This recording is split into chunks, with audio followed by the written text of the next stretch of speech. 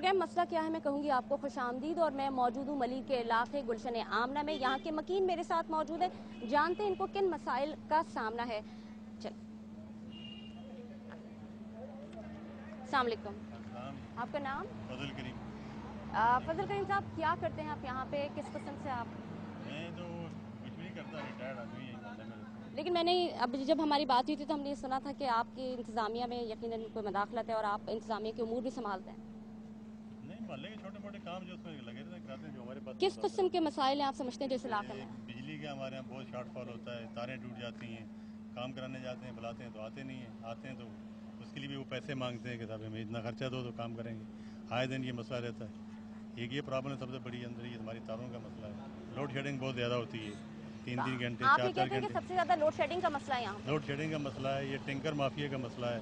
ये टैंकर है, पानी बेचते हैं और मोहल्ले में पानी सप्लाई नहीं होता, नहीं आता। 3-3 दिन बाद पानी आता है, कभी 2 दिन बाद आता है, बहुत आपने कमी है। इंतजामिया से बात की? कई दफ़ा बात की, दरख्वास्तें भी दी हैं, एप्लीकेशन भी दी है, राइटिंग में लिख के भी दिया है, फिर भी सुनवाई नहीं होती। बिजली के लिए खासकर बहुत बड़े मसाइल हैं। बिजली के मसाइल किस तरह के है? बिजली कितनी आती है? और लोड शेडिंग तो सभी जगह हो रही है, लेकिन यहाँ ज़्यादा ही होती है, 2-3 घंटे चली जाती है, 4-4 घंटे, 12-12 घंटे चली जाती है, नहीं तो होती कितनी देर आती है और कितनी देर जाती है? नहीं, आती है 4-5 घंटे आती है, फिर चली जाती है, फिर 4-5 घंटे बाद आती है, इस तरह है। नाज़रीन, आपने देखा, हम बात कर रहे थे फजल साहब से, उनका कहना ये था, बुजुर्ग आदमी, उन्होंने उनका यही कहना था कि हम यहाँ पर मौजूद हैं और जो मोहल्ले के छोटे मोटे मसाइल हैं उनको ही देख रेख रखते हैं। उन्होंने हमें बताया कि किस किस्म के मसाइल हैं। बिजली का सबसे बड़ा मसला उन्होंने हमसे डिस्कस किया। उन्होंने कहा कि पानी के बारे में उनका ये कहना था कि पानी यहाँ पे नहीं आता है। और पानी का जब जिक्र किया तो उन्होंने कहा कि पानी इंतहाई बदबूदार भी आता है अगर आता है पानी। और बिजली के हवाले से उनका कहना ये था कि 2-2, 3-3 घंटे लगातार बिजली गायब रहती है और कभी कभी तो पूरे पूरे 12-12 घंटे बिजली नहीं आती है। इंतजामिया से उनकी बात हुई, इंतजामिया का कहना यही है कि जी इस मसले को सॉल्व किया जाएगा, लेकिन कब सॉल्व किया जाएगा कोई सुनवाई नहीं होती है उनकी। लिख के तहरीरें भी दी हैं। पानी का हम जिक्र करें, पानी के बारे में कहना यह था कि जब इंतजामिया से बात हुई तो कहते हैं कि जी पानी आपका खोल दिया गया, लेकिन वॉलमैन और जो निचले दर्जे के अफसरान हैं उनकी मिलीभगत से कुछ इलाकों का पानी खोल दिया जाता है, जिसकी वजह से उन इलाकों में पानी की सप्लाई रहती है, लेकिन मलीद के कुछ इलाके हैं जो कि पानी से महरूम हो जाते हैं। मजीद जानते हैं कि इनके मसाइल क्या हैं। आप ये बताइए कि किस तरह से आप चाहते हैं कि तमाम तर मसाइल हल हो जाएं? ये चाहते हैं कि पानी रेगुलर जिस तरह बिल लेते हैं हर महीने, इसी तरह हर रोज़ाना पानी भी आना चाहिए। हमारे ये कि एक फरलांग के फासले पे तो इसका वो वाटर टैंक का जो उनका है मेन वो है, वहाँ से हम आबादी करीब है और 200 गज़ के फासले पे पानी नहीं आता, और आता भी है तो बहुत कम आता है। और उसके अंदर वो बेचते हैं पानी मिल के, जो टाउन नाज़म है, ये जो भी है बहरहाल इंतजामिया के लोग हैं, वो पानी टैंकर रोज़ाना ये खड़े सामने आपके बात देख लें, फोटोग्राफी कर लें इनकी। आपने टाउन नाज़िम का जिक्र किया, कौन लोग हैं जो इस मुझे नहीं इलाके पता, की देख ये रेख? इलाके के अंदर ये पानी जो है टाउन नाज़म है, जो भी उनके अंडर में आता है, बाकी इलाका जो कंटोनमेंट बोर्ड के अंडर में आता है। तो कैंटोनमेंट बोर्ड वालों से किसी से आपकी वो कह रहे हैं पानी से हमारा कोई ताल्लुक नहीं है, सिर्फ हम तो वाटर बोर्ड के अमले से आपकी बात हुई? जी बात हुई उनसे। वाटर बोर्ड वाले क्या कहते हैं? वो भी नहीं करते कोऑपरेट, वो भी नहीं आते, ना सफाई सुथराई करते हैं, ना इसके अंदर कोई तावन करते हैं। वो कह रहे हैं जो टैक्सेज हैं वो देते रहें, बस आप प्रॉपर्टी टैक्स दें, ये टैक्स दें, वो टैक्स दें, वो भी देते हैं, उसके लिए तो आदर है, लेकिन काम करने के लिए कोई नहीं आता। कई दफ़ा अप्लाई किया, मैं खुद उनसे बात और खुद मिला भी हूँ, यहाँ पर जो मैडम बैठती निदत कोई है। हम आगे भी बात करते हैं। आपका नाम क्या है? मोहम्मद अफजल खान।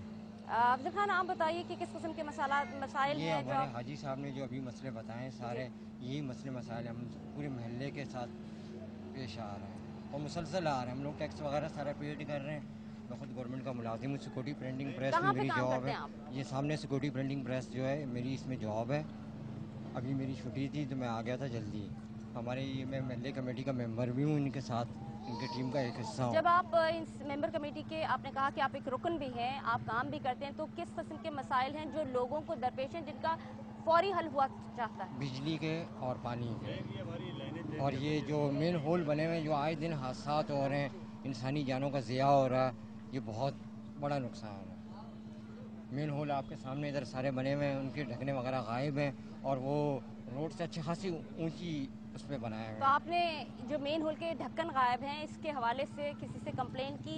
इंतजामिया के कोई सुनवाई नहीं हो रही है। हमारी जो चेयरमैन साहब हैं कमेटी के, इन्होंने मुतहद कंप्लेनें की हैं, एप्लीकेशंस लिखी हैं, लेकिन कोई सुनवाई नहीं होगी। अच्छा, इस इलाके की अगर बात की जाए तो यहाँ पे तो तमाम तर कौमियतों के लोग बसते हैं, पंजाबी भी हैं, सराइकी भी हैं और पठान भी हैं। हम भी जानना चाहेंगे कि जो रहने वाले उनमें कोई बासर शख्स नहीं है जिसकी वजह से, जिसके कहने से ये तमाम तर मसाइल हल हो सके? नहीं जी, इस तरह की शख्सियत तो यहाँ कोई नहीं है जो ये इस तरह के काम करवा के दे दे। सेल्फ ये करते हैं कि पूरा चंदा वगैरह कर लेते हैं, तारें वगैरह गिरती हैं तो चंदे सिस्टम पे वक्ती तौर पे जोड़ लेते हैं। जैसे अभी यहाँ पे भी लास्ट टाइम पे तारें गिर गई थी। अच्छा, अफजल साहब ने जैसे कि जिक्र किया कि बिजली चली जाती है और कभी कभार 12-12 घंटे बिजली नहीं आती, तो हाँ, फिर क्या बिल्कुल तरीकाकार इस्तेमाल किया जाता है?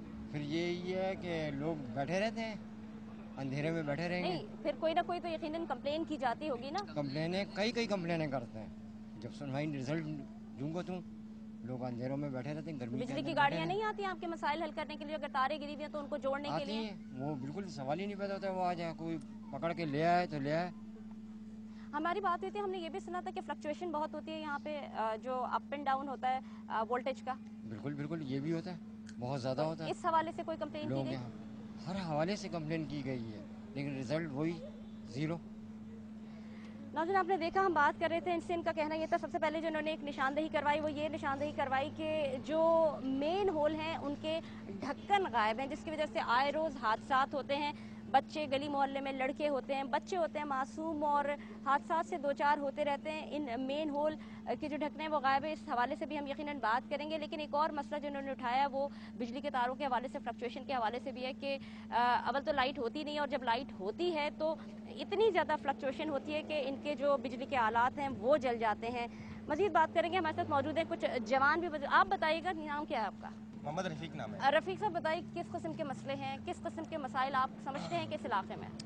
बहरहाल तो हम तो यहाँ पे रहते नहीं हैं, हम तो बाहर से आए हैं ज़रा काम के लिए। आप यहाँ पे काम करने आते हैं इस इलाके में? यहाँ पे हम क्या काम करने आते हैं? यहाँ टंगसाल में काम करते हैं। अच्छा, क्या काम करते हैं? और ये बताइएगा कि आपको किस किस्म के यहाँ काम करते हुए रहते हुए मसले दरपेश होते हैं?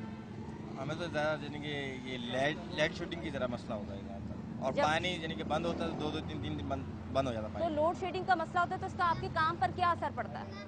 काम का असर तो बहुत काफ़ी पड़ता है। और जो मालिकान हैं, जो आप जिनके यहाँ आपकी दिहाड़ी लगती है, उनका क्या कहना होता है? वो आपको उजरत वक्त पे देते हैं? वो भी बैठ जाते हैं, उनके लिए फिर वो समझ टाइम पे उनका काम भी नहीं चलता, फिर आगे से पेमेंट नहीं आती। जब उनका काम नहीं चलता तो उसका असर आप लोगों पे कितना पड़ता है? बहुत पड़ता है, बहुत पड़ता है। क्या चाहते हैं आप? हम तो ये चाहते हैं कि समझ लो काम हल होना चाहिए। मकसद ये कि क्या मसाइल इसके अलावा आप समझते हैं? आपने कहा कि जी बिजली का मसला है, लोड शेडिंग हर वक्त रहती है, आपने कहा कि जी पानी का मसला है। हाँ, तो पानी का और लाइट शूटिंग का मसला होता है ज़्यादातर। अच्छा। जब लाइट शूटिंग होती है तो फिर समझ लो काम बंद हो जाता है, तो ये लाइट की वजह से समझ लो हम भी रुके पड़ते हैं। जी, आपका नाम? जी, शाहिद अहमद। शाहिद साहब, जानना ही चाहेंगे आपसे, आपका जैसे कि इन्होंने कहा कि इंतज़ामिया और इंसानी उमूर में आपकी काफ़ी हद तक इन्वॉल्वमेंट रही है, किस किस्म के मसाइल हैं जो इस इलाके के मकीनों को हैं? असल में यहाँ पे सबसे ज़्यादा जो प्रॉब्लम होती है वहाँ पे इलेक्ट्रिसिटी की होती है। ठीक है। इलेक्ट्रिसिटी में ये है कि हमें यहाँ पे प्रॉपर मेंटेनेंस नहीं मिलती। अब मेंटेनेंस किस टाइप की? मेंटेनेंस में ये होता है कि हमारे यहाँ नॉर्मली जो फॉल्ट आता है ये इस पोल से आता है। अब इस प्रॉब्लम ये होती है कि यहाँ पे चूँकि KEC का स्टाफ जो है वर्क नहीं सही कर पाता। दूसरा सबसे मेन इशू जो इस इलाके का है वो है यहाँ का लगने वाला हफ्ता बाज़ार।